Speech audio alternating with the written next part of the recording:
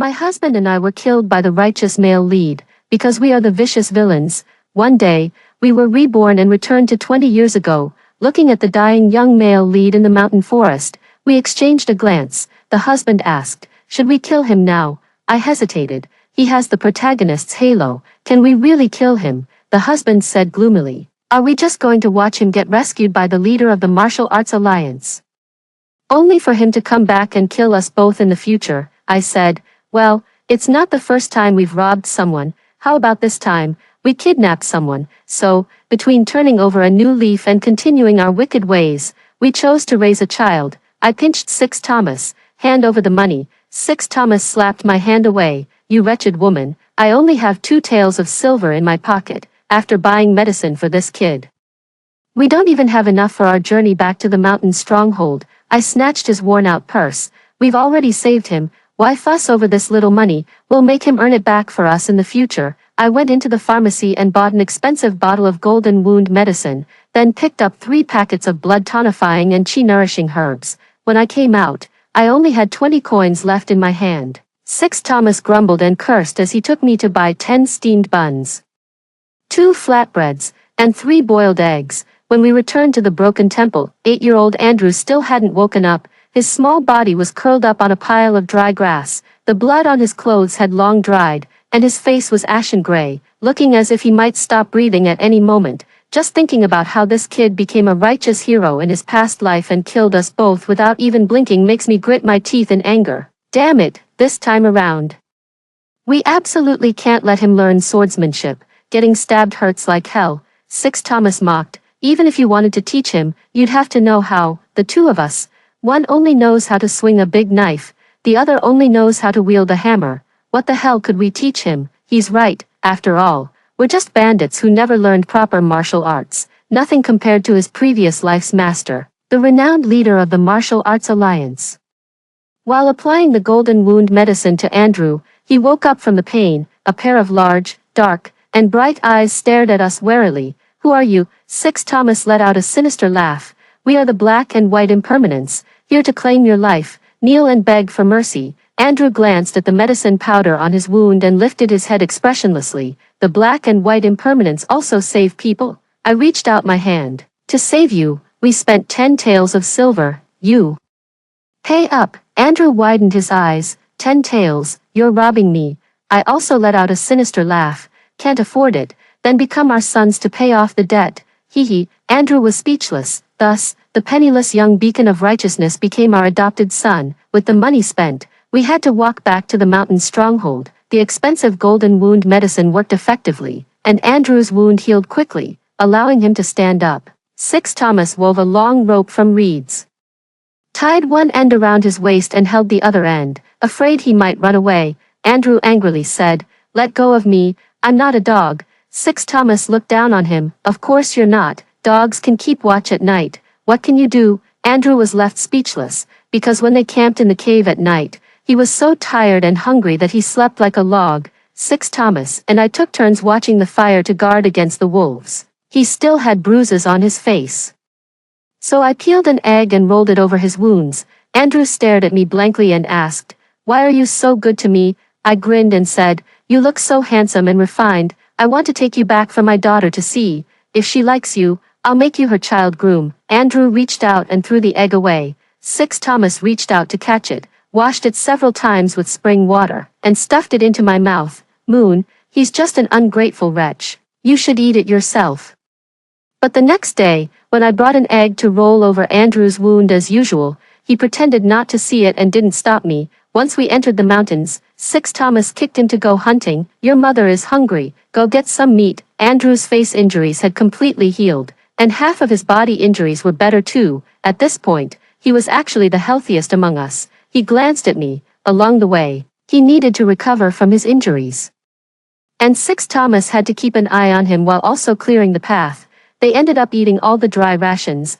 As for me, I only had 3 eggs and 1 pancake, and the pancake was soaked in water. I had long since become pale and emaciated. Damn it, I've even gotten uglier. Andrew took the slingshot and dagger from my bag and said to me, "I'm going to catch some rabbits. Wait here and don't wander off." We no longer had the strength to run. As for him, if he wanted to run, We couldn't have stopped him anyway, but an hour later, he returned with 3 sparrows, 2 wild rabbits, and a pheasant. 6 Thomas stared wide-eyed. Damn, is this the protagonist's strength? How old is he, to have hunted so much? We exchanged glances again. Oh no, the beacon of righteousness is so naturally gifted. What if he turns into a rebel in the future? After a hearty meal, we started bullying Andrew again, determined to show him who's boss. 6 Thomas, son, your mother is tired. Carry her up the mountain. I hooked my arms around his neck and jumped onto his back. Exactly, Mom can't walk anymore, and you're still young, you need more exercise. Andrew's 8-year-old body swayed for a moment before he had no choice but to wrap his arms around my legs, struggling to steady himself. He gritted his teeth and said, I can carry you, but can you put down those 2 big iron hammers? I said sadly, son, those hammers are Mom's treasures. I can't bear to part with them. Boo-hoo. Andrew was speechless. The path up the mountain was extremely difficult to traverse. 6 Thomas led the way in front, while Andrew followed in silence. I saw that he was drenched in sweat, wiped it clean with my sleeve, and whispered, now it won't block your vision, walk faster, don't rest. The surge of emotion Andrew had just felt was instantly extinguished. Ha, we're the villains, after all. We won't feel sorry for you. Upon arriving at Black Mountain Stronghold, the gatekeeper Tom shouted, 6th boss is back. A noisy crowd rushed out to welcome him. The big boss asked with a chuckle, 6, what spoils have you brought back from your trip down the mountain this time? 6 Thomas hesitated for a moment and replied, reporting to the big boss, nothing. The leader's face stiffened. Say that again. I jumped down from Andrew's back and added, trembling with fear, leader, the sword sect leader's fate was too unlucky. Before we even had a chance to rob him, his entire sect was wiped out. All the buildings were burned to the ground. What? Wiped out? Damn it, couldn't that old bastard have died one day later? A fierce glint flashed in Andrew's eyes as he clenched his fists and was about to charge forward, because the sword sect leader is his father. I clung tightly to his arm, echoing the boss. Exactly, made us come back empty-handed. The boss cursed and raised his hand to hit my man. You useless thing. I sent you down the mountain to rob a simpleton, and you couldn't even manage that. What use are you to me? As he was hitting him, he noticed Andrew and said, where did this kid come from? I shielded Andrew, wiping away tears in sorrow. This is my son, whom I've never met but share flesh and blood with. The boss was fuming with anger. You're only 18. Where the hell did you lay a 7 or 8-year-old egg? Do you think I'm blind? In the end, after giving us a good beating, Andrew, the money-losing burden, successfully stayed. We limped along and took him back to our shabby little house. A 4-year-old girl was sleeping on the heated brick bed. I dropped the hammer and rushed over. My fatty, my baby mom and dad are back. The little girl was woken by our commotion, mumbled a few words, and upon seeing my face, immediately screamed, Mom, Dad, you're back. Andrew had never seen such a spirited little girl before and was startled. 6 Thomas also threw down his own broadsword and rushed over. Fatty, my dear daughter. Fatty slapped his face. Ugly dad, move aside. Her eyes sparkling, she looked at the unfamiliar young man who had appeared in the room, jumped off the bed, and dashed toward him. She hugged his leg, blinked her big eyes, and coquettishly said, Brother, you're so handsome, you must be my fiancé, right? Andrew picked her up and said with a cold expression, my birth chart is terrible, I bring misfortune to my wife. Fatty immediately scowled. Let go of me, you stinky man, don't touch me. Andrew was speechless. Oh no, how could I forget? My daughter is destined to become the wicked enchantress of the demonic cult in the future. Thinking of my daughter's fate in the previous life, pierced by countless arrows, 6 Thomas and I huddled together to discuss. It's easy for us to raise a child poorly, so, how about letting Andrew take care of it? What kind of good daughter could a sanctimonious, stern-faced man raise? Didn't he raise his junior sister quite well? She became the most talented woman in the martial arts world. That makes sense. So we tossed Fatty over to Andrew. You, from today on, you're in charge of taking care of your little sister. Andrew glanced at his chubby little sister, took a deep breath, and held it in. From then on, Andrew changed his name to 10 Thomas and became a young bandit in the Black Mountain Fort. Young bandits in the fort didn't have to go out robbing. They had to chop wood, farm the land, and raise chickens, ducks, rabbits, and wild boars, all while practicing with slingshots. Andrew Born into a prestigious swordsmanship family and a prodigy of his generation, had never done such rough work before. He was chased by a wild boar and even lost one of his shoes. I held Fatty and laughed heartily. Girl, look at your brother. He's so clumsy. Haha. Six Thomas threw the heavy old axe into his arms, teaching him how to chop wood and assigning him a task. You can't sleep until you finish chopping these 20 tree stumps. Little bitter gourd Andrew stayed up for 2 long nights, his back and shoulders aching from exhaustion, and finally finished chopping the wood. Six Thomas stacked the bundled firewood by the door, waiting for the second-in-command to send someone to collect it. Andrew frowned. Isn't this firewood for our own use? I shook my head. There are many elderly people in the village who have lost their children, and some widows whose husbands have died. Chopping firewood is too strenuous for them.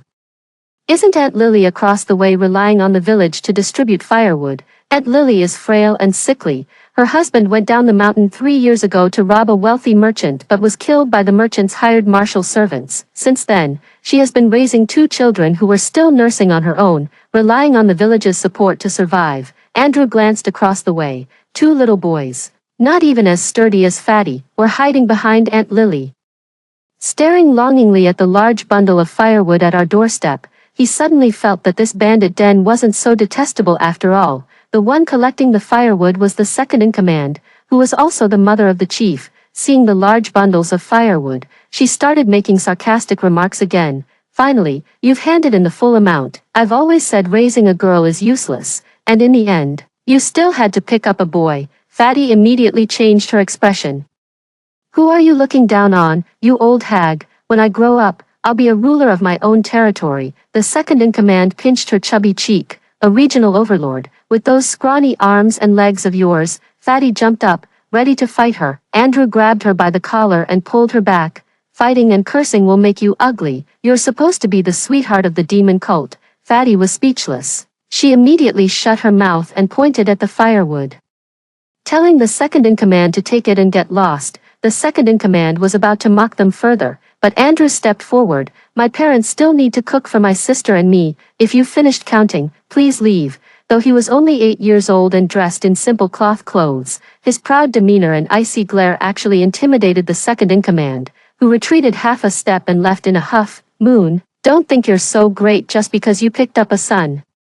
Humph, the second-in-command is a widow with no real skills, relying on her son to hold things together, so she looks down equally on all the women in the village who don't have sons. I'm still young and don't have a son yet, so she bullied me for many years. Even Six Thomas was mocked by the villagers for not being able to produce a son, labeled as a useless man. This was the first time someone stood up for us. Fatty ran over and patted my head lightly. Mom, when I become the demon cult enchantress in the future, and brother becomes the great king of chaos, we'll make sure no one dares to bully you. Because Andrew protected us, she started calling him brother, and wanted him to strive to become a great demon lord. I could only force a dry laugh. How should I put it? I really don't have much experience in nurturing demon lords. Andrew froze for a moment, looking at his sister who had been disdainful of him just days before, and said, what kind of female demon is named Fatty? Fatty turned her head and glared at him. What's wrong with Fatty? Fatty is so cute.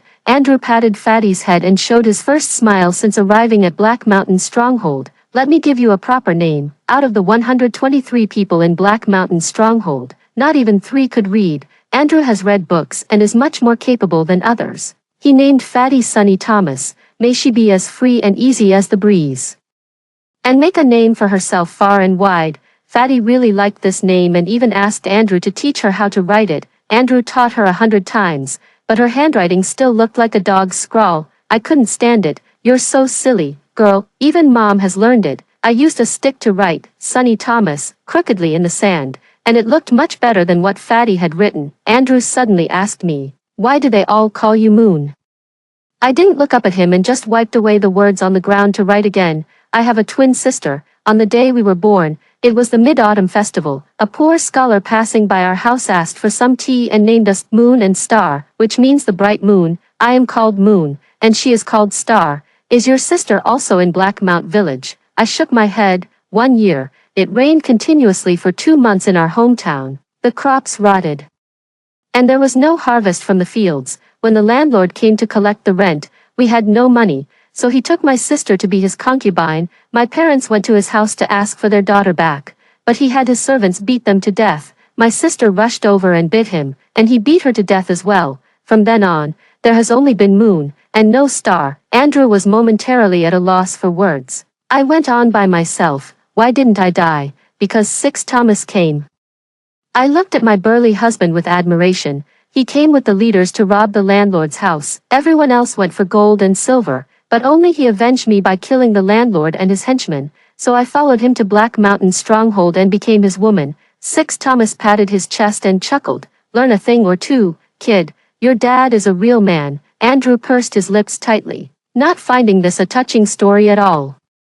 He then asked 6 Thomas why he had gone up the mountain to become a bandit. 7 years ago, my hometown was struck by a famine, and everyone was on the verge of starvation, so we went to the river to catch fish to eat. The officials accused us of stealing the Dragon King's offerings and set up iron barriers at the river bend, demanding a toll from us. Only after paying could we enter, but if we had money, would we have gone to catch fish? So we charged at the officials, caught the fish to fill our bellies, and fled to the mountains to become bandits. Most of the bandits in Black Mountain stronghold came up at that time. The leader was the one who charged at the government soldiers, so everyone respects him. Fatty jumped up, and me. I smiled and said, oh right, and Fatty, she was kidnapped by human traffickers and was about to be sold into a brothel. 6 and I ran into them, beat up the traffickers, and brought Fatty back with us. From then on, I went from being moon to being moon. Andrew muttered, no wonder. I was wondering how an 18-year-old girl could have a 4-year-old daughter. He was really making a fuss over nothing. Is it really that rare for a girl to become a mother at 13 or 14? I've even seen a bride who was sold by her parents for food when she was just 10 years old. From that day on, Andrew accepted his identity as 10 Thomas. We made him work all day, and he no longer complained. We were quite relieved, since he's feeding chickens and pigs every day. Surely he doesn't have time to practice martial arts anymore, right? Who would have thought that the third leader, upon hearing about his accurate slingshot skills, would take the initiative to come and take him as a disciple? 10 Thomas, do you want to learn marksmanship from me? Damn it, do you really have to turn this martial arts prodigy into a rebellious son? The Black Mountain stronghold has 6 leaders in total. The boss is both wise and brave, but has a bad temper. Although the second-in-command is annoying, he gives more to the elderly, children, and women who have no one to rely on when distributing goods. The third-in-command was once a soldier, skilled with the spear and versed in military strategy, and is the one who plans major affairs in the stronghold. The fourth-in-command was originally a village scholar who repeatedly failed the imperial exams, because he was literate. He managed to become a leader and handles the accounts. The fifth-in-command was Aunt Lily's husband, who has already passed away. 6 Thomas was strong, skilled with a blade, and good at hunting, so he became the 6th leader. No one except my husband and I knew that Andrew was the son of the sword sect's leader. He was very composed and did not insist on going down the mountain to seek revenge. The 3rd leader took him as a disciple, and the 4th leader, seeing that he was literate, had him help teach the children, so we had to do the work of chopping wood, carrying water, feeding the chickens, and tending to the pigs ourselves. 6 Thomas grumbled, how come the male lead is so lucky? Even after being thrown into a bandit's den, he still gets to live the good life. I was also puzzled. Could it be that we've been too good to him? So we decided to step it up a notch. He had to get up early to boil water for the whole family, cook lunch for everyone at noon, go hunting in the mountains in the afternoon, and in the evening, he had to supervise Fatty's reading and writing lessons. Andrew admitted to the first few items, but the last one, Mother, I see the stronghold is short on someone to manage money and keep accounts. You should also learn to read and write. I treat you as a son, and you treat me as a student. This is truly turning the world upside down. The 4th-in-command handed his abacus to me, his beard twitching with delight. I'm old and my eyes are failing. I can no longer manage the accounts properly. Moon, you should learn well from your son. I, a mighty flower who swings a hammer, have actually been reduced to lying on a desk fiddling with an abacus. Boo-hoo, 1 up 1, 2 up 2, 3 up 3, 1 down 5 remove 4, 2 down 5 remove 3, 3 down 5 remove, go to hell. Aw, abacus calculation is just too hard. Andrew was also fuming. You can't even remember such a simple formula. He glanced at Fatty's messy handwriting and got even angrier. Sonny Thomas, How many times have I told you to control your pen first? What are you scribbling? 6 Thomas glanced at our utterly despondent expressions, then quietly slipped out, deciding to practice his broadsword skills for a while longer. Perhaps driving the light of righteousness to an early grave could be a new method of revenge. Hee. The main business of bandits is robbery, but these days, the robbery business isn't doing so well. On the main roads, there are even more desperate bandits. On the side paths, only the poor and destitute travel, with little to plunder. We haven't managed to seize any money or valuables for a long time, so the Black Mountain Fort had no choice but to diligently pursue side businesses, clearing the mountains for farming, chopping firewood, and hunting.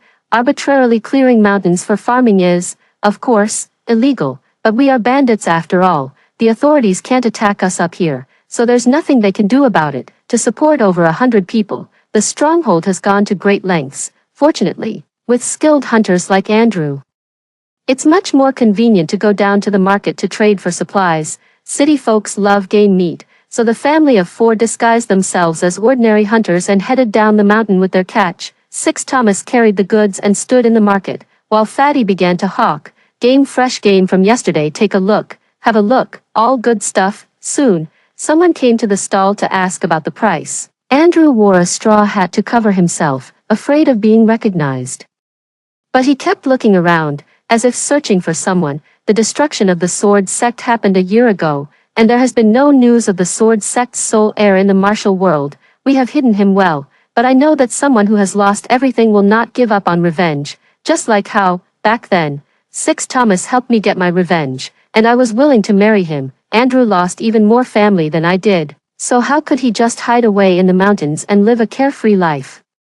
I stuffed the 2 taels of silver I got from selling game into his hand. Son, go buy some snacks for your sister at the market. It's almost the new year, so get each of us in the family a new set of clothes too. Spend it wisely. He clenched the silver and frowned. Aren't you afraid I'll run away? I snorted. You still have enemies looking for you. Where could you possibly run? After he left, 6 Thomas came over and asked me, Moon, letting him go is one thing. But why did you give him money too? I rolled my eyes. Did you forget? What day is today? 6 Thomas thought for a moment and suddenly realized, it's the anniversary of his parents' death. I smacked his head. It's the day his aunt comes to visit the grave. It wasn't until we were about to die in our previous life that we found out Andrew's aunt was actually the wife of the general of the Western Garrison.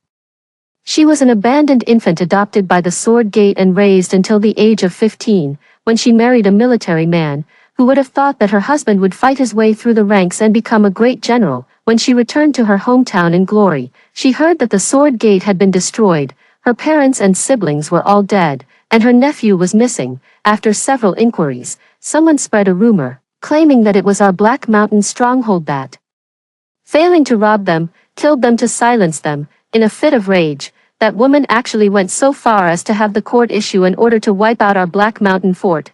Pitifully, out of our more than 100 people, 70 or 80 were unjustly killed. The rest scattered and fled, left with no home to return to. Our family of 3 also stumbled into the demonic cult by chance, becoming mere pawns in the conflict between good and evil, even when the truth came out later.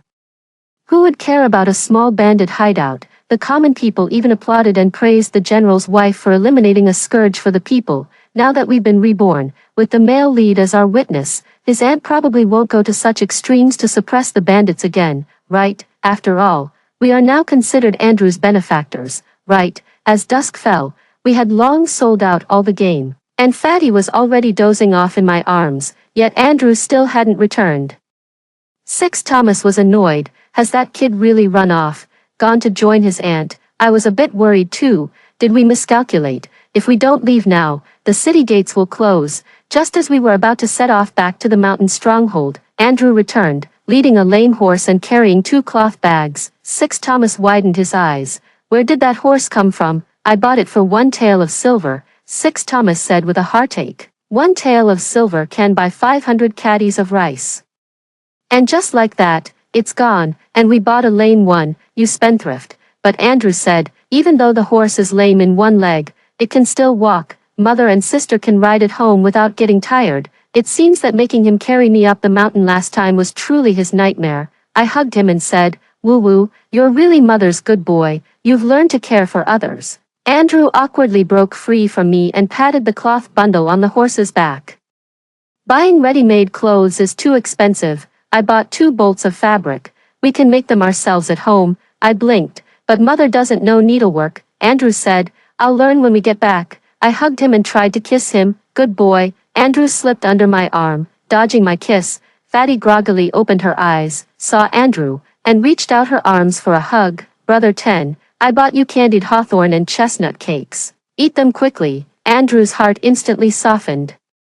He hugged her and asked, what else did you buy? I also bought rouge and powder, and a manual on cultivating as a seductress. It cost me 20 coins. Bro, why are you angry again? Bro, I also bought the villain cultivation manual, wanted as a gift. Andrew threw her onto the horse's back. Shut up, how could I have such a useless little sister? We bought another broken cart, stocked up on other supplies, and left just before the city gates closed. Turning around casually on the road, I indeed saw a few people following from a distance. Andrew eventually managed to connect with his aunt. I only hope that the general's wife can see reason and spare us poor little bandits. From then on, Andrew put down roots in the Black Mountain stronghold. Presumably, his true identity should not be known, so in this remote and impoverished place, he wouldn't be targeted by enemies. He actually learned needlework, and by the time of the new year, our whole family was wearing the new clothes he made, making us the most stylish folks in the village. From then on, Fatty became completely devoted to him. Brother, when I become a sorceress in the future, I'll help you snatch a great beauty to be your wife, Andrew said. Hurry up and throw away that sorceress training manual of yours. What kind of nonsense is it teaching you? Fatty applied makeup. Looking like a female ghost, Andrew pressed my head down as a model, teaching her how to apply lipstick and draw eyebrows, turning her into an elegant beauty. Fatty twisted like a water snake in thin gauze, her round buttocks swaying back and forth. Andrew dragged her out of bed early to fetch water and climb mountains, teaching her to wield swords and spears, turning her chubby flesh into muscles. Fatty learned from the drawing book to call everyone, my lord. Andrew pointed at all the men in the village and said, anyone less handsome than me is a pighead and not allowed to be called my lord. Fatty was speechless. He had taught his sister well, so from time to time, when he sneaked out at night, I couldn't be bothered to ask what he was up to. As for how his martial arts skills keep getting better and better, we dare not say, we dare not ask. Anyway, whenever he learns something new, he always teaches it to Fatty in private. We're not at a loss, but... Mother, you made 3 mistakes in last month's accounts again. The income and expenses don't match at all. You need to redo everything. I was speechless. He's already so busy. Why does he still have time to check the accounts? I was furious. 10 Thomas, you unfilial son. How dare you question melting it? I said, oh well, then I'll calculate it again. After all, my hammer is my protective talisman. 6 Thomas couldn't help but laugh. Andrew said coldly, Dad, how many times have you practiced the new sword technique I taught you? How many moves can you last against the boss? 6 Thomas's face stiffened. I'll go find him and practice right now. Another 9 years passed just like that. 10 Thomas became the top talent among the younger generation of the Black Mountain stronghold. Fatty also became the female overlord of the Black Mountain stronghold. Her brother tricked her by saying, if you can make men, women, and children all listen to you, then you are a sorceress. Fatty instantly understood. If they can't read my expressions, I also know a thing or two about martial arts. I guarantee they'll obey my every word. I can't help but shake my head as I calculate the accounts. Oh, my silly girl, do you know your brother has always raised you to be a heroine? I don't know if it's because the peaceful days at Black Mountain Stronghold have lasted too long, or if our marriage has altered Andrew's life path.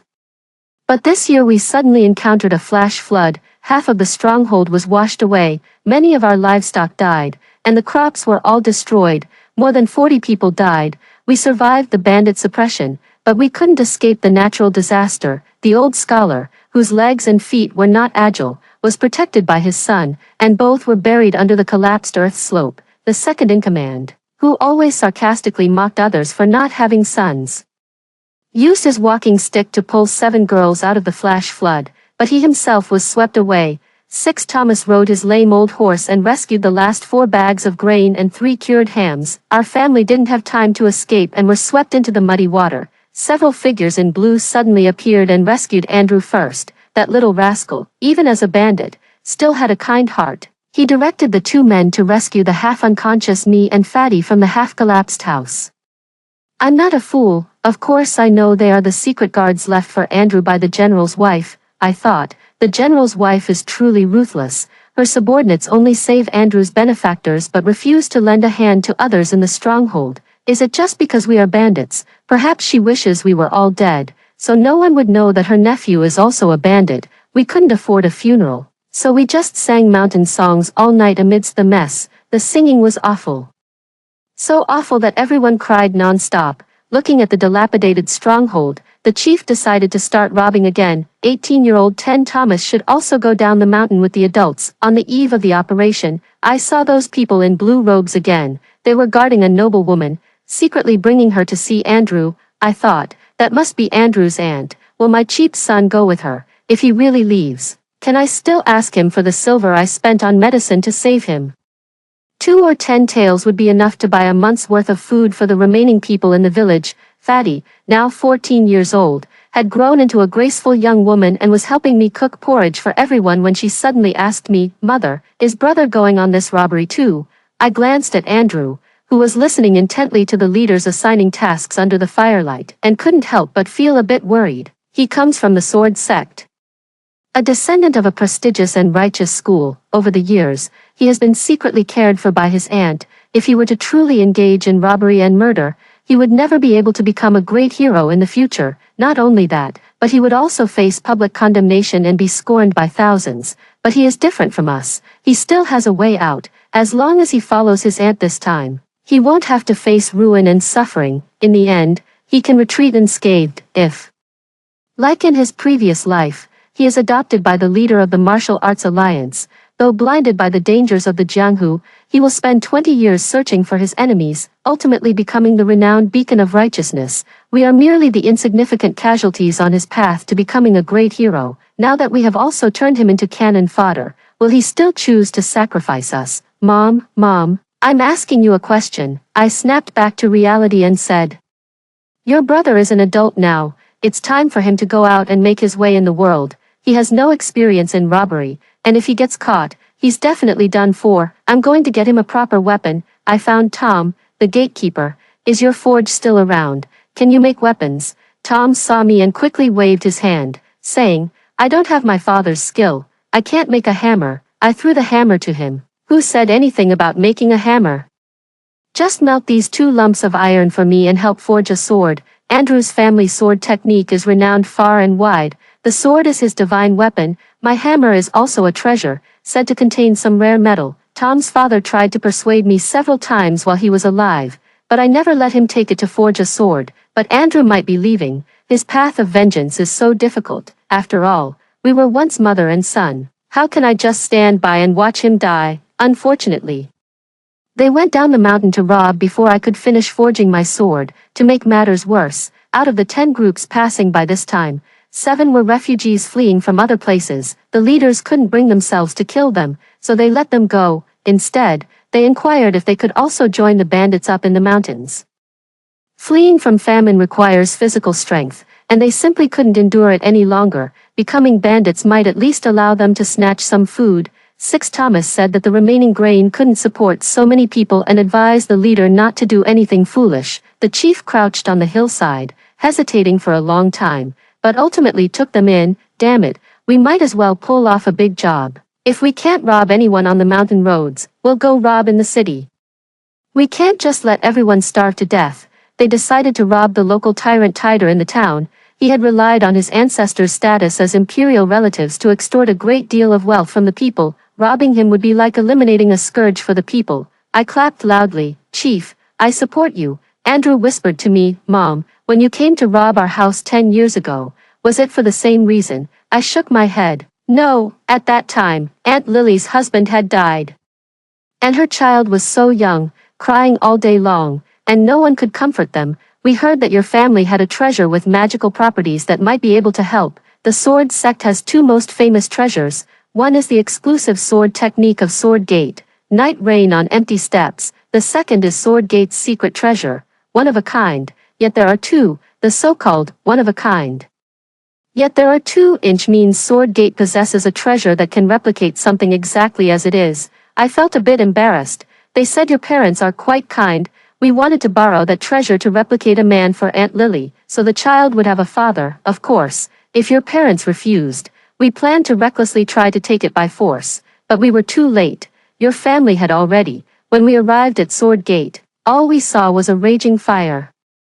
So we rescued Andrew before the Martial Alliance leader could get to him. Andrew was silent for a moment, then asked, "So, do you know who attacked Sword Gate?" 10 years had passed, and he finally asked this question. Unfortunately, we really don't know. In his previous life, he became the disciple of the Martial Arts Alliance leader, and with his master's support, he kept investigating the murderer. At first, there were rumors that it was our Black Mountain Fort who did it. As bandits love to rob the most, so his aunt wiped out the mountain stronghold, and we were left homeless. But such a weak Black Mountain village clearly couldn't have killed the sword sect leader, so some people said the culprit was the sword-obsessed Jiang Ren, who turned hostile after failing to obtain the sword. Andrew searched for Jiang Ren for 15 years, only to find that he had long lost all his martial arts skills and no longer needed a sword, thus eliminating any motive for murder.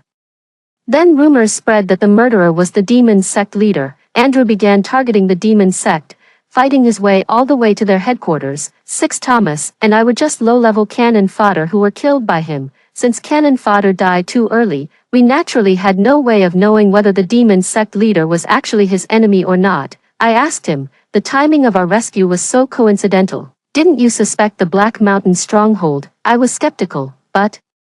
He paused for a moment, then spoke truthfully. I don't mean to look down on everyone in the village, but with your skills. He didn't finish, but I already understood. I exploded. So you are looking down on us. We succeed in 2 out of every 10 robberies. Andrew smiled. I can make you more successful. He wasn't making empty boasts. He actually helped several leaders formulate detailed and meticulous robbery plans. Who would act as the bait to lure Tider out?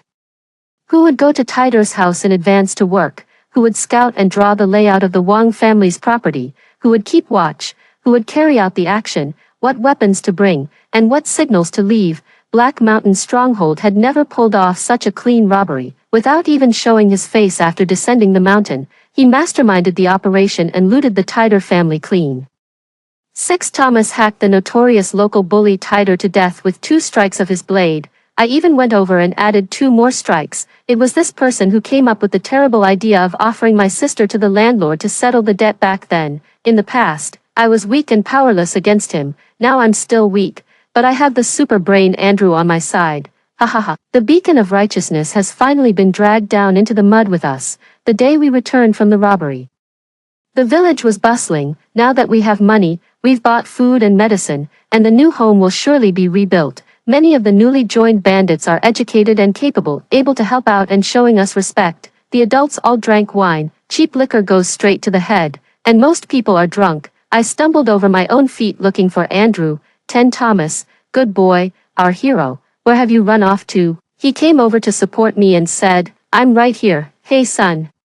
Your mom has a gift for you. Hick, for you. Look, a sword. I forged it with my hammer. Sharp and shiny. Hee hee, isn't it cool? Moon, are you an idiot? Without your hammer, how are you going to beat people up in the future? I'll use an abacus. You said it yourself. A woman who can read and write is also capable. Andrew carried my drunk self to the makeshift hut, then dragged Fatty back by force after he had been drinking with the men. Even 6 Thomas, who was bragging with the new bandits, was dragged back by him. Father, mother, sister, I'm leaving. He said it so seriously, but the 3 of us were drunk, talking nonsense non-stop. 10 Thomas, my son, the great hero. Hee hee, how dare you look down on me? I'm going to be the enchantress of the demon sect. Fatty, are you out of your mind? Do you even know where the demon sect's gate is? I'll take you there someday. I have connections up there. Andrew was both amused and exasperated. Anyway, I've already arranged the rest of your lives.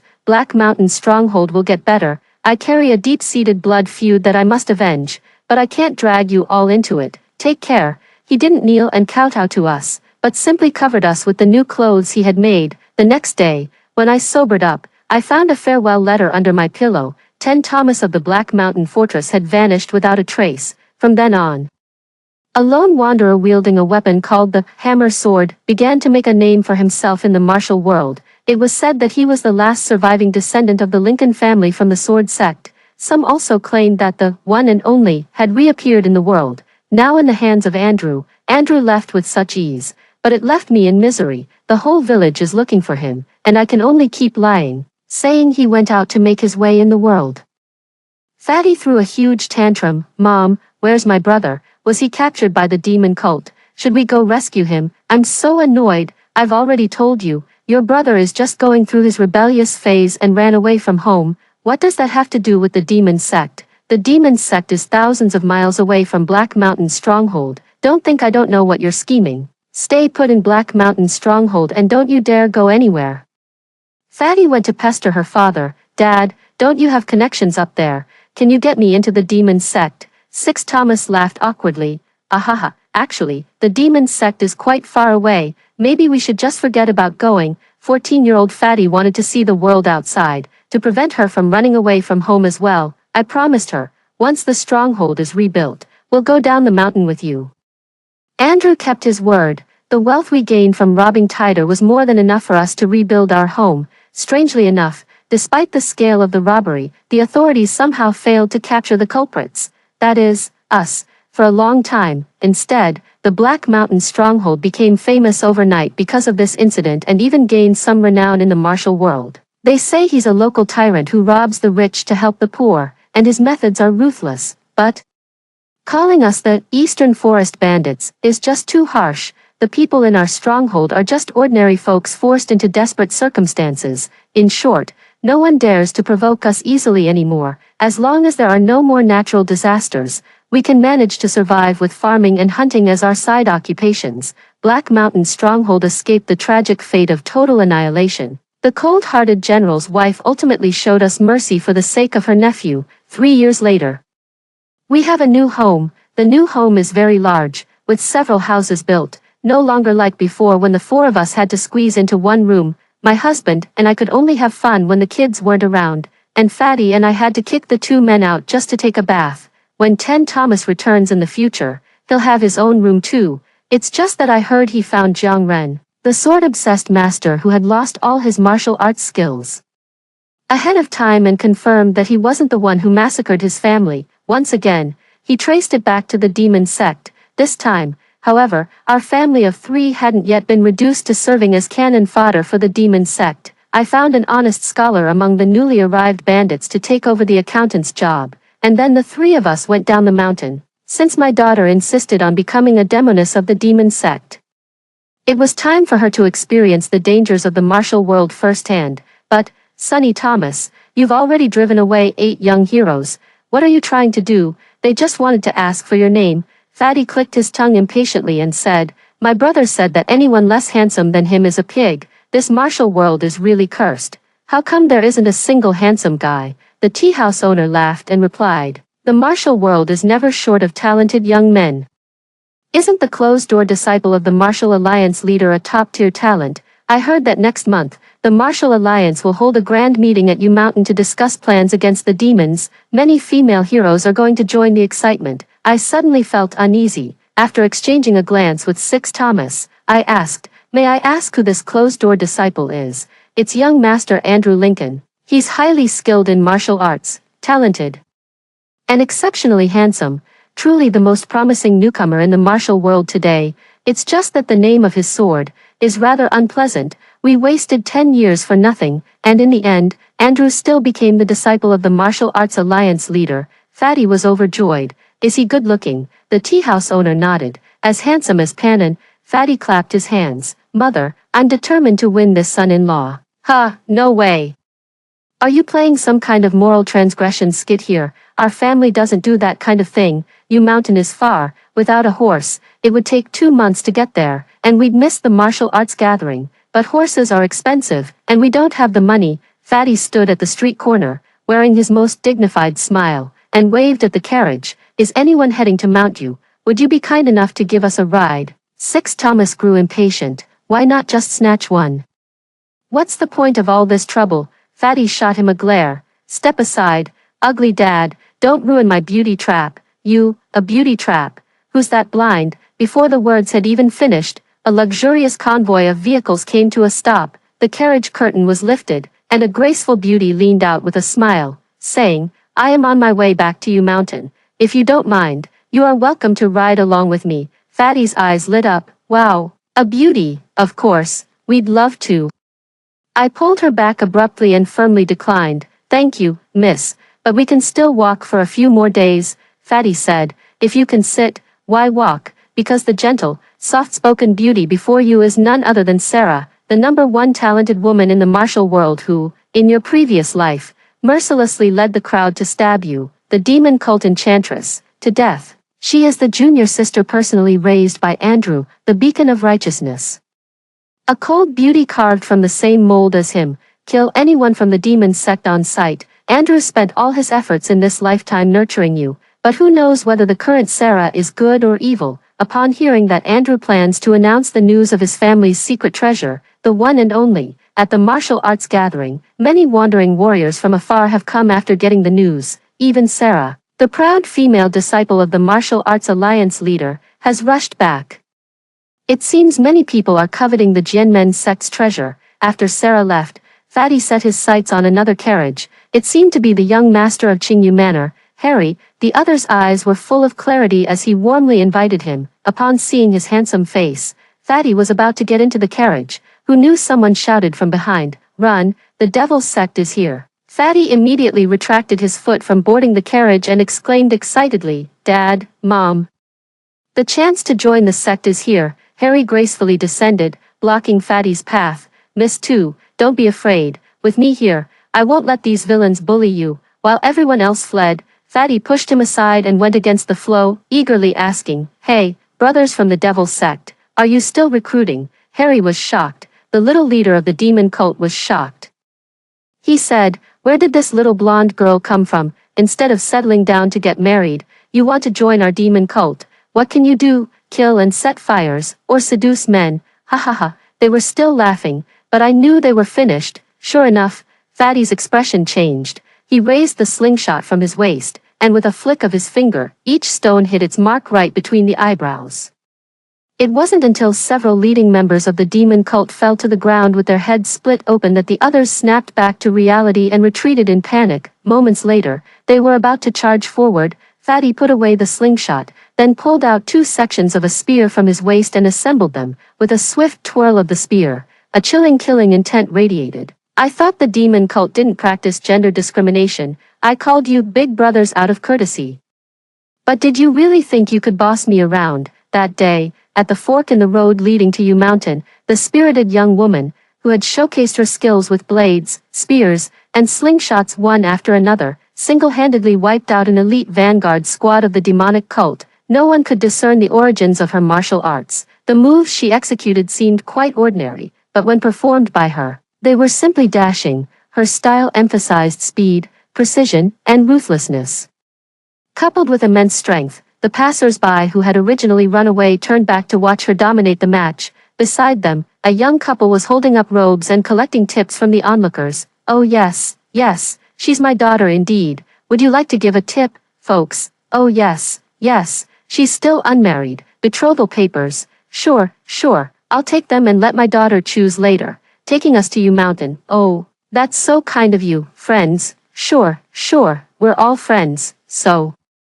"Friend, are you just going to stand here and watch for free? Did my daughter save you all and rid the world of a menace? Shouldn't you show a little appreciation with some protection money?" By the time Fatty had vented his anger, Thomas and I had already collected 2 large bags of tips. "Wow, protection money is this much?" Fatty gleefully stroked the silver coins. "My brother is right. How can being a demon cult enchantress compare to earning money as a bodyguard? Who would have thought that to make that stubborn girl turn over a new leaf, all it took was a man's sharp tongue and a couple of pouches of rewards? Indeed, society is what truly teaches you how to be a person. Lofty ideals are no match for the silver in your pocket." Harry trembled as he followed and asked, "May I ask which sect or school the young lady belongs to?" "Black." I covered her mouth and said, "No sect, no school, just a nobody. There's no need for you to concern yourself." Young hero Harry let out an awkward laugh and said, "The martial world truly has no shortage of talented individuals. In recent years, there have been quite a few renowned lone wanderers. If the three of you don't mind, shall we travel together on the road to U Mountain?" Fatty's eyes darted around. "You belong to a sect. Can you just move into the Martial Alliance?" Harry said, "The Martial Alliance isn't a place. It's a martial organization, anyway." The location for the martial arts conference is the Hidden Moon Valley in U Mountain, which is the territory of the Martial Alliance leader, Jacob Smith. "If you travel with me, I'll send a letter ahead and ask them to reserve 2 extra guest rooms." Fatty asked again, "Does Andrew also live in Hidden Moon Valley?" Young Master Lincoln is the closed-door disciple of Alliance leader Shen, so of course he's there, Fatty said. "Then let's go. Hurry up and get in the car." Harry was surprised.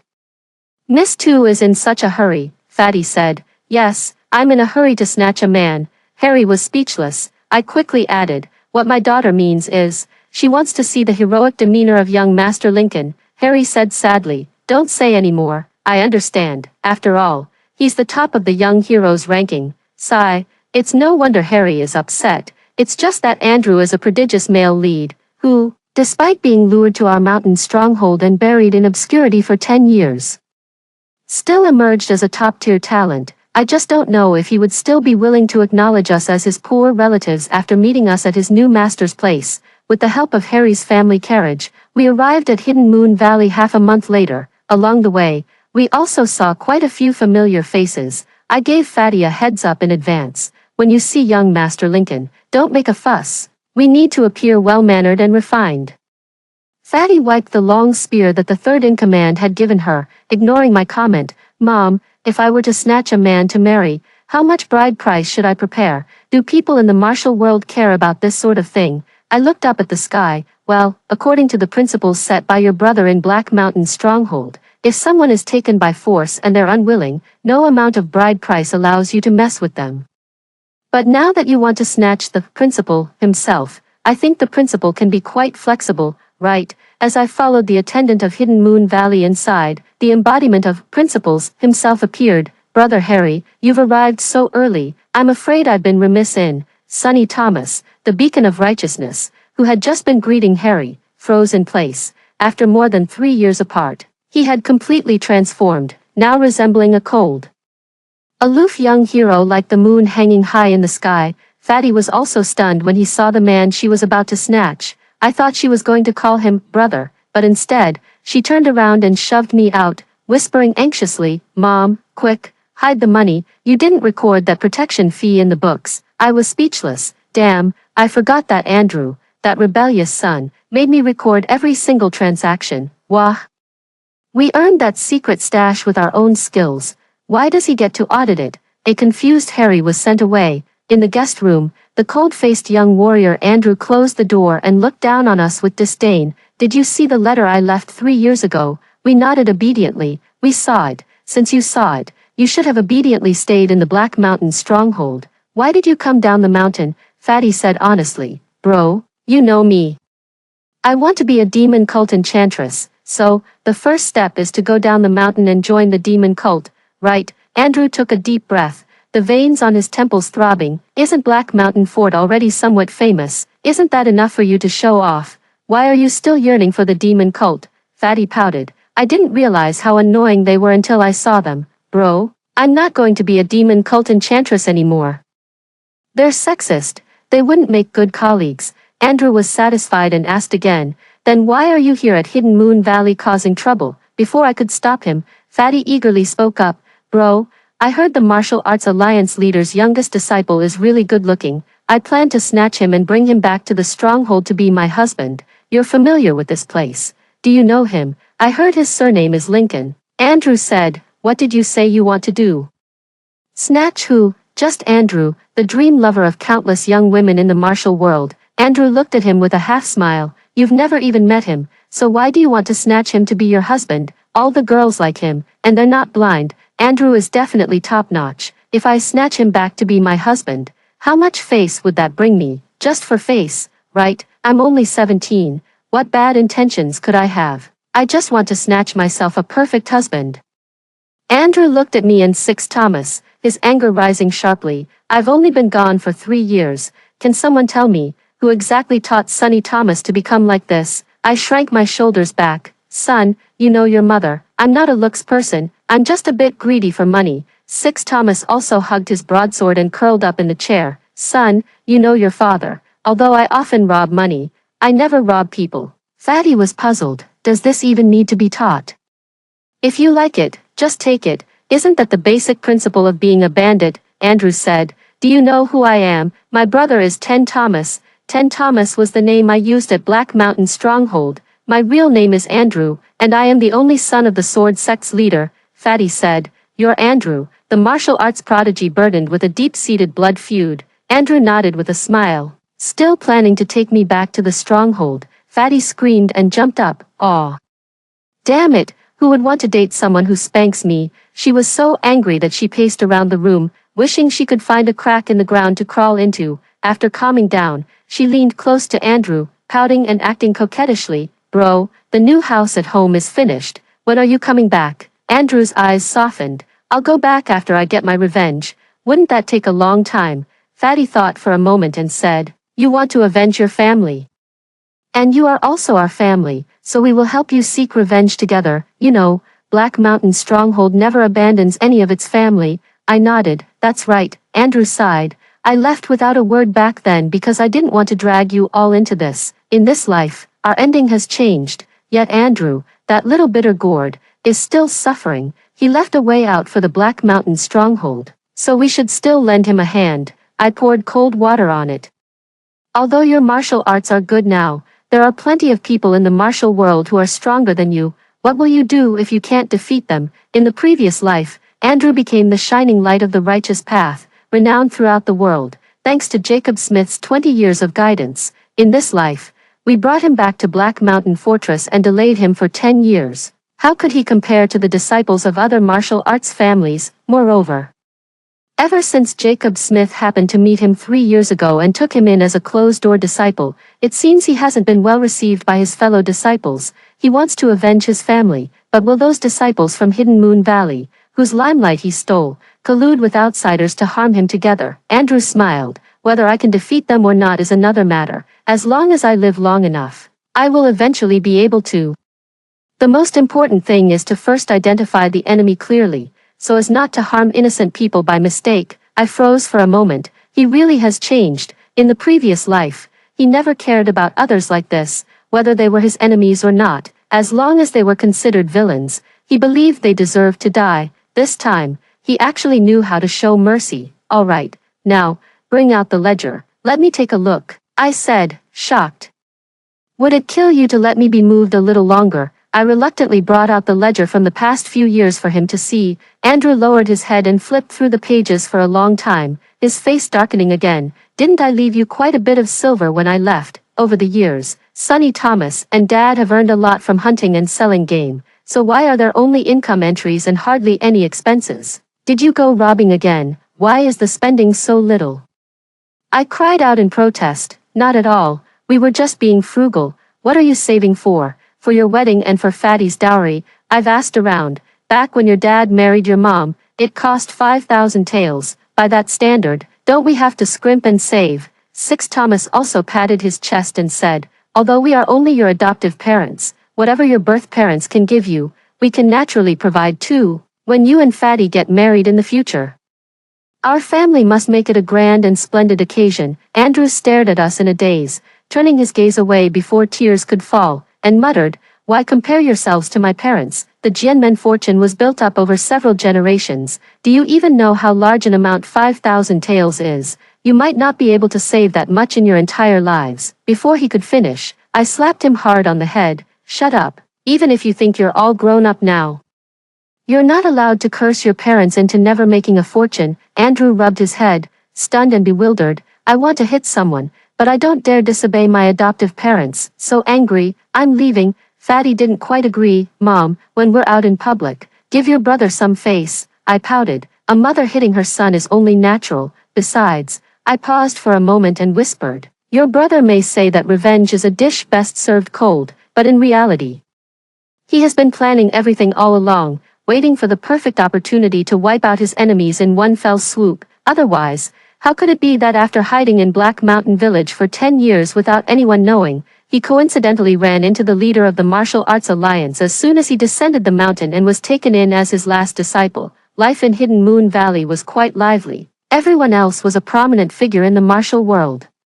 While our family of 3 seemed to be there just for the free meals, the story of Fatty eliminating the demon cult squad spread through Harry's words, and the young heroes who had once been captivated by her beauty now regarded her with deep respect, no longer daring to flirt or make advances.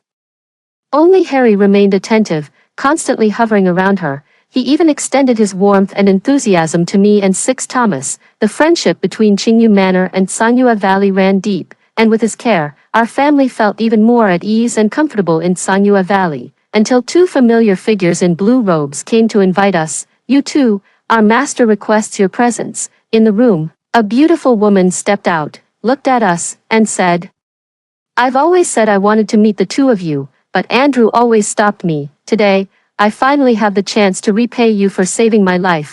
Although it's been many years, I hope you won't mind."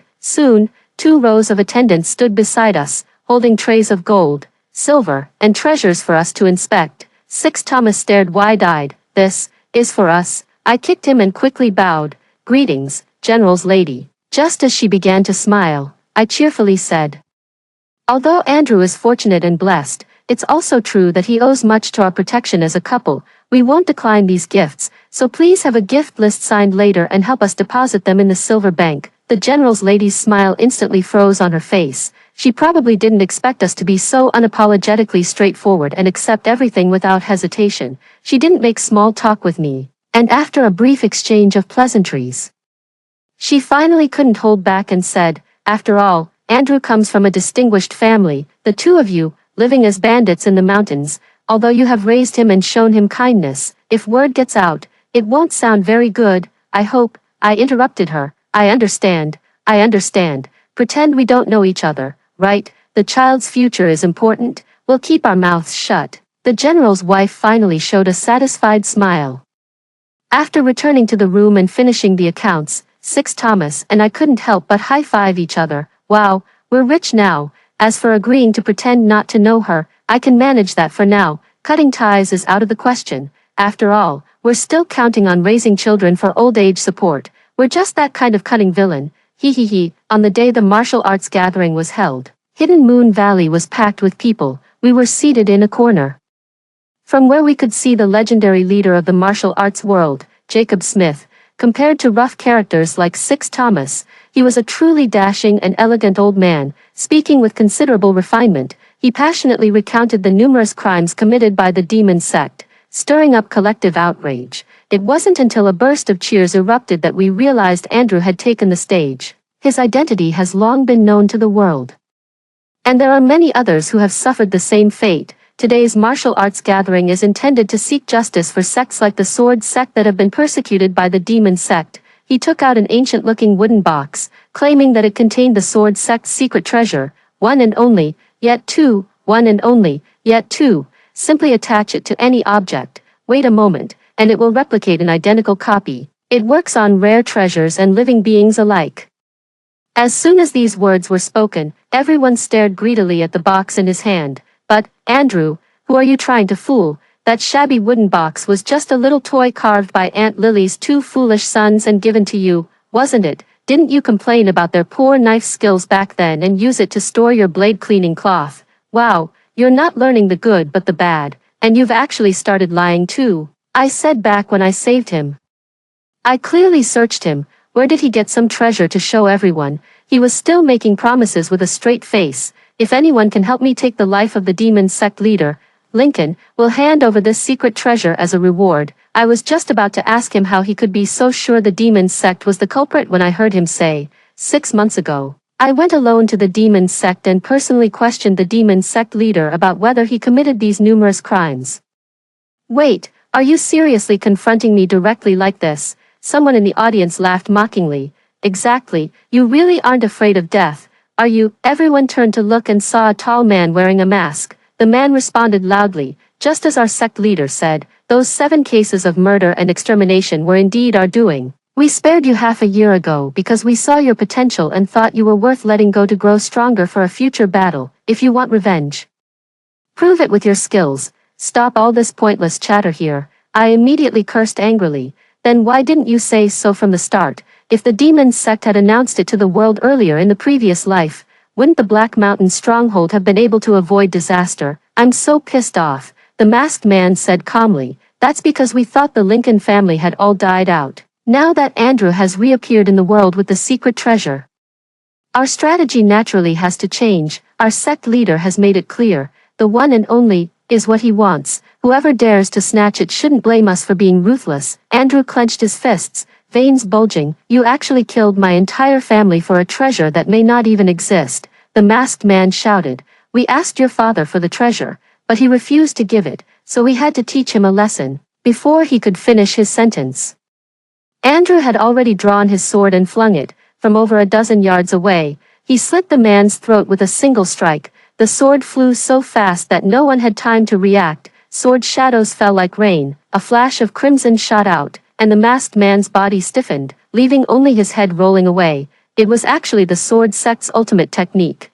Night rain on empty steps. We thought we were suppressing him, not letting him practice swordsmanship, but in the end, he had already mastered his ancestral sword technique to perfection. After all that effort, we ended up wasting our time. As in the previous life, the aloof and solitary young master stood atop the high platform, looking down disdainfully at the remnants of the demon sect. I, Lincoln, may not be particularly talented, but I also enjoy teaching a lesson to those I dislike. Thomas and I couldn't help but touch our necks and chests, stepping back 2 paces with lingering fear.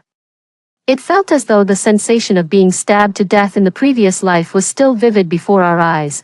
Andrew is only 21 years old now, so how does he already possess the overwhelming authority that he had at 28 in his previous life, where he would kill gods if they stood in his way and slay Buddhas if they blocked his path? Jacob Smith had seen enough of the farce and finally stepped forward, saying, "Go back and tell your cult leader that the Martial Alliance will surely march to your lair and avenge the innocent comrades who have been wrongfully killed." With his declaration, the plan to crusade against the demonic cult was settled. The members of the demonic cult took the scattered remains of the masked man and fled to report the news. The atmosphere in Hidden Moon Valley also rapidly changed, with leaders from various sects coming and going all day to discuss major plans.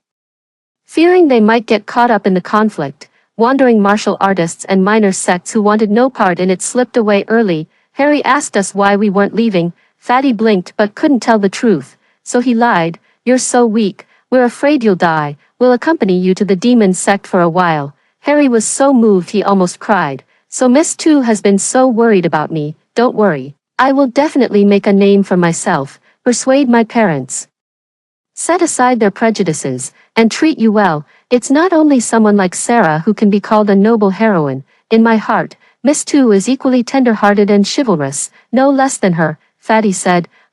Was it really necessary to compare her to Sarah? Harry was going to tell his family that he had fallen in love with an unconventional girl and would no longer care about social status or family background. I couldn't help but facepalm.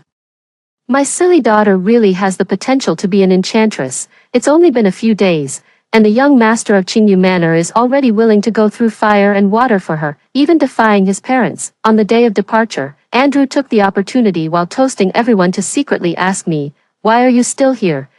Thomas honestly replied. Valley Master Smith said that those who join the demon-slaying campaign will be provided with meals, Andrew said.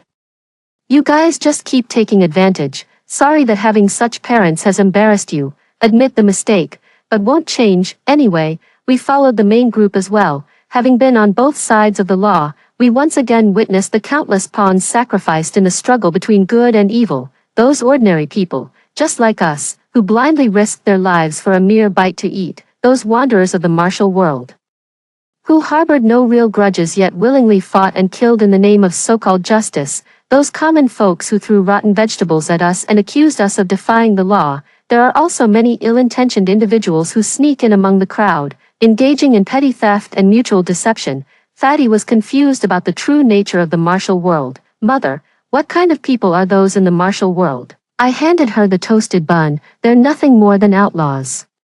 The people and matters that the imperial court cannot control give rise to the martial world, Just like when we became bandits in the mountains, it was because those officials didn't treat us as human beings. We didn't want to die, so naturally, we found our own way to survive. The imperial court doesn't have enough officials to manage all the affairs under heaven, and not all officials are good. As a result, there are vicious criminals who escape and remain at large, and naturally, there are also heroes willing to rid the people of these scourges. Having been in the martial world for so long, the well-known and established sects have accumulated their own assets, and the interests of each family have become deeply intertwined, causing the line between good and evil to gradually blur. In the martial world, people's courage grows with each passing day, and their methods become increasingly ruthless. However, a massacre that wipes out an entire clan is something that might not occur even once in over a decade. No wonder Andrew went to such great lengths to scatter his enemies' ashes. His master, the leader of the Martial Arts Alliance,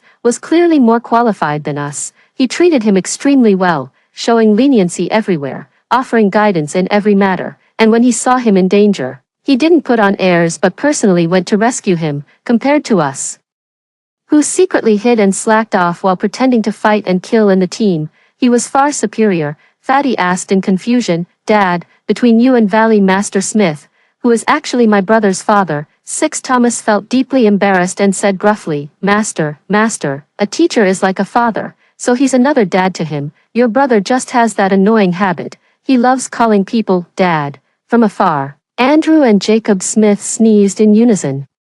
Even the way they rubbed their noses was exactly the same. I kicked my husband and said, "Shut up, you." I lost my hammer, and my fighting skills plummeted, relying entirely on Thomas to cover for me. Along the way, he gained many wounds, and the more Fatty looked, the angrier he got, beating the opponent to a pulp. It must be said, the girls raised by Andrew are just so impressive. In contrast, Sarah, who in this life became Andrew's senior sister, had a superficial understanding of music, chess, calligraphy, and painting but was not proficient in any, being more spoiled than skilled, and lacking in martial arts. Although she had other senior brothers protecting her, she ultimately failed to become the top talented woman in the martial world. On the other hand, Fatty, who always swiftly and decisively defeated her enemies, gained great fame and was respectfully called Butcher Heroine. Harry saw that her weapon was too shabby to be presentable, so he spent some money and gifted her a divine weapon that could extend into a whip and retract into a spear. Fatty liked it immensely and named it the Sunny Spear, just like her own name. Harry said, so, plain and simple. When Sunny Thomas wielded the long spear, it sometimes resembled a whip, sometimes a spear, and sometimes a sword. His moves were bizarre and unpredictable. Although she seemed to have nothing to do with Andrew, they became the most partners in the team. They fought their way through and had already become top figures in the martial world. I suspect that Andrew secretly taught her some martial arts secrets from the sword sect when she was young, and deliberately altered some moves, transforming them into spear techniques so that others wouldn't recognize their origin. But I didn't dare ask. In just 2 months, among the heroes who fought their way to the demon sect's headquarters, the Sunny Spear had already become famous throughout the land. Jacob Smith once came to inquire discreetly, "I wonder if your daughter is betrothed. I think she and my disciple are quite well matched." Harry immediately rushed over to interrupt. "Valley Master Smith, Miss 2 is only 17, this is the time for her to explore the world. Let's not talk about matters of the heart." After sending Jacob Smith away, he came and knelt down to propose. "Uncle, Aunt, what's so great about Andrew with his revenge-obsessed mind? Don't you think I'm a better match for Miss 2? Andrew, who had just approached, said, "I treat you like a brother, and you want to hit on my sister." After Harry left awkwardly, Andrew grew angrier the more he thought about it. Does he want to go after Sunny Thomas? Who does he think he is? Is he even worthy? The clueless Fatty ran over excitedly and said, "Bro, after we break into the demon sect's headquarters, can I sneak in to find the enchantresses? I heard they're really good at what they do and make a lot of money. I want to learn from them." Andrew was speechless. "Bro, don't go, bro. Is it really okay, bro? How should I put it? Sometimes I feel like Fatty is the one happily rooting through the cabbage patch." The great battle lasted for 3 days and 3 nights. Both sides suffered heavy casualties. The demon sect leader finally emerged. He was an uncle about the same age as Jacob Smith, but he looked much older than Jacob Smith. With a sinister gaze and a murderous aura, when others cursed him, he remained unmoved. When Andrew appeared, He smiled sinisterly. "Lincoln's boy, it's been over half a year since we last met. You've indeed become stronger, killing so many of my followers. Are you pleased? Let me guess. Are you truly gifted, or is someone secretly helping you?" Andrew is indeed very strong now. Compared to his peak at 28 in his previous life, he is not at a disadvantage. Slingshots, meteor hammers, spears, broadswords, bows and arrows, and long swords are all wielded effortlessly. I had never seen him fight before, so I didn't know just how strong the master who secretly came to teach him late at night really was, but after these 3 years of learning from Jacob Smith, he must have made significant progress. Andrew pointed his sword at him. "You evil fiend, harming the innocent, your death is no loss. I naturally feel joy. If I can end you with my own hands, I'll be even happier.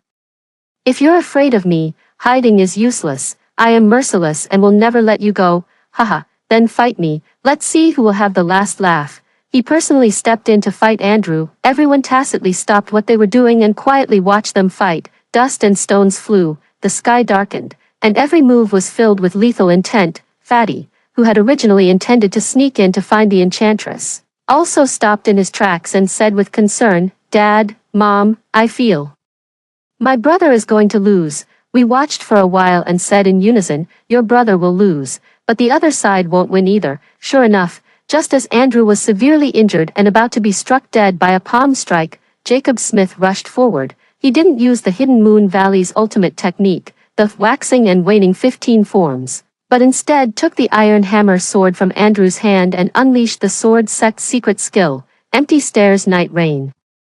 The sword shadows fell like fine rain, weaving a dense web that nearly enveloped the demon sect's leader. He was covered in several bloody gashes, yet he laughed heartily without a care. "Ha ha ha, I knew it, David Lincoln, you didn't die that day. You used one and only two, didn't you? You transformed into Jacob Smith and took over everything he had, didn't you?" As soon as these words were spoken, the crowd erupted in an uproar. The highly respected martial arts alliance leader, Jacob Smith, was actually the sword sect master David Lincoln in disguise. The man wearing Jacob Smith's appearance stood before the severely injured Andrew, his expression filled with sorrow. "That day you came to the sword sect to steal my treasure, and it just so happened that Brother Smith was visiting. I had gone out to buy wine for him and wasn't home. You recklessly killed people and even set my house on fire, forcing my wife to hand over the treasure. Brother Smith tried to stop your killing spree, but you, cruel and merciless, used poison to harm him." The demon sect leader used his inner energy to protect his heart meridian and sneered.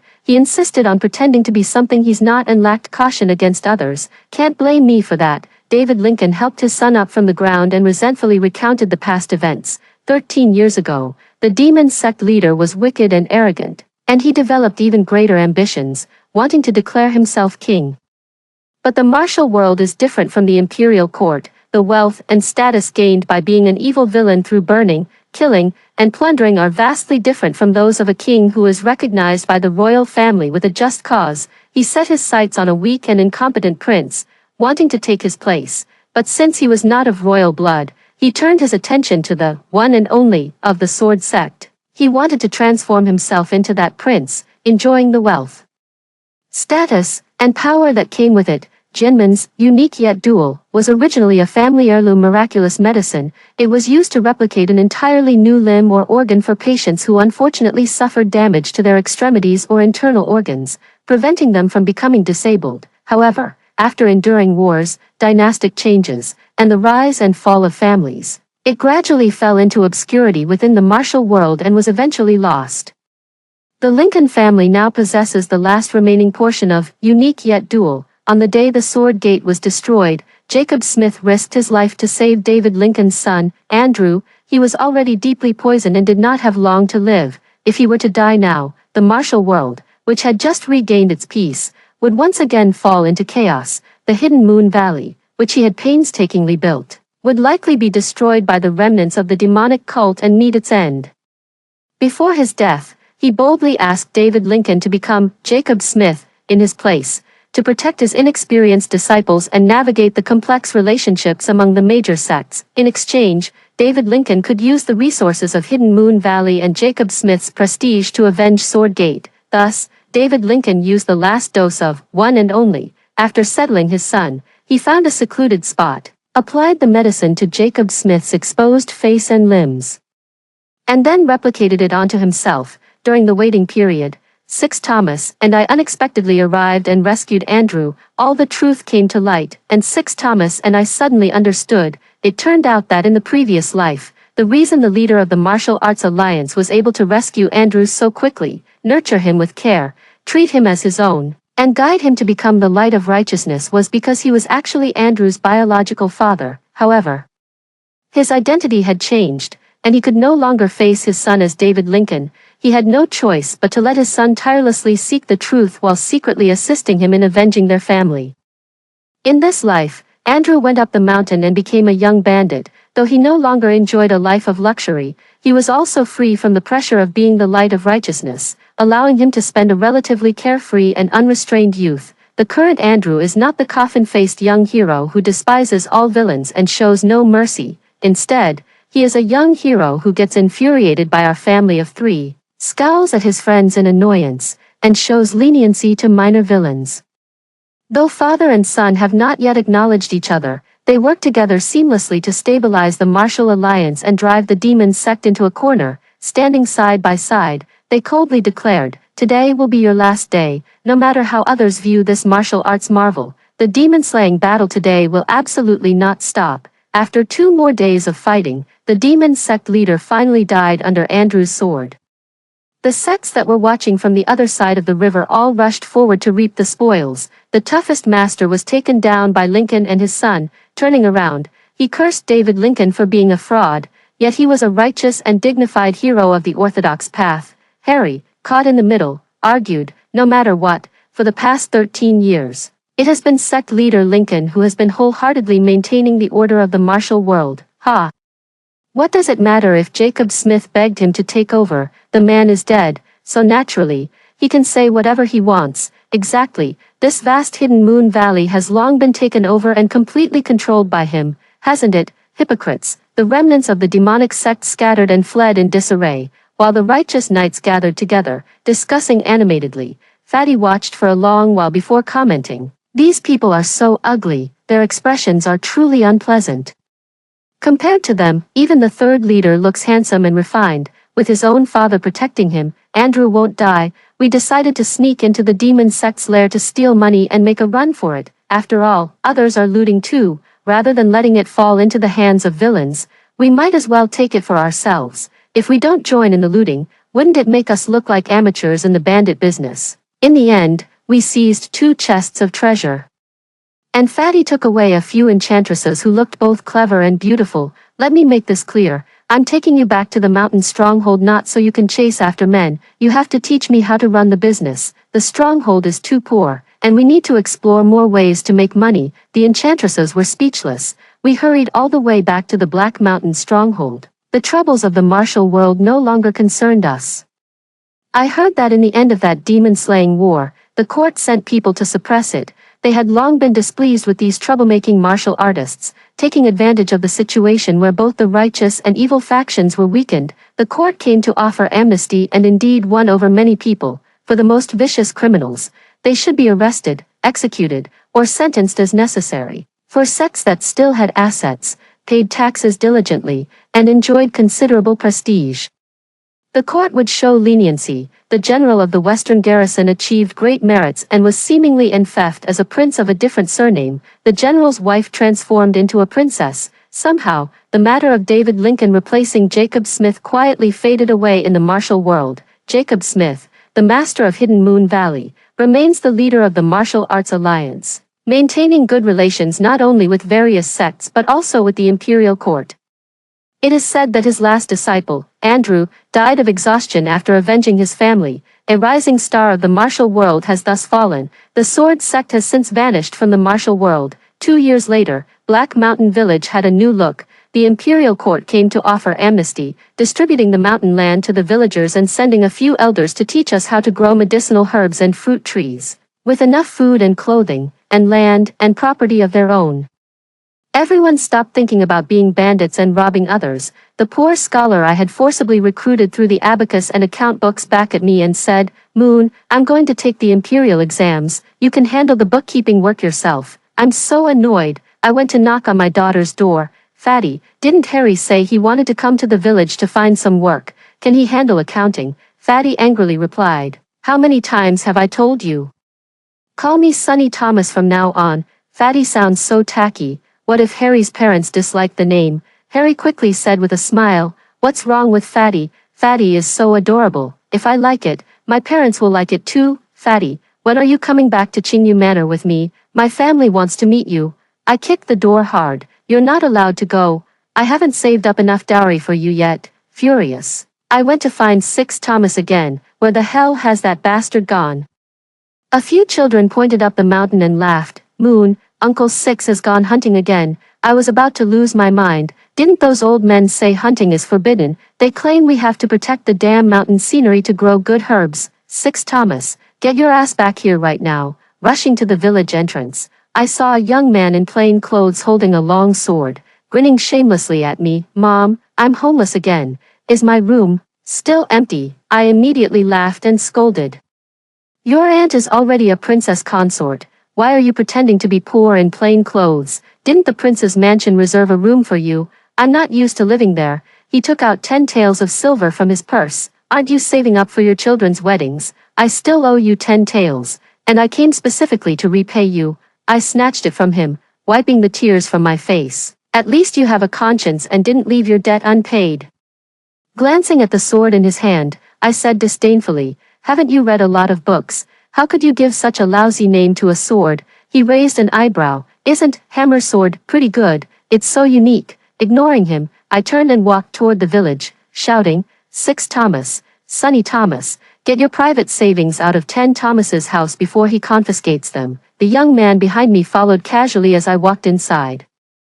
Many young bandits who hadn't seen him before asked curiously, Moon, who is this? My son, 10 Thomas. He went out to make his way in the world before, so why did he come back? Did he not do well out there? 10 Thomas held back a laugh and said, I didn't do too well out there, so I had to come back to take care of my parents.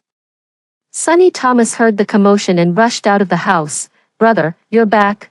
Brother, I've missed you so much. Brother, she had learned from the enchantresses how to dress herself up. The radiant, blossoming girl flew over like a butterfly and threw herself into 10 Thomas's arms. Brother, now that you're back, you won't leave again, will you, brother? 10 Thomas stroked her hair, about to express his relief, when he saw Harry following behind, staring at him in astonishment. Lincoln, 10 Thomas immediately turned cold. I'll give you a chance to correct yourself.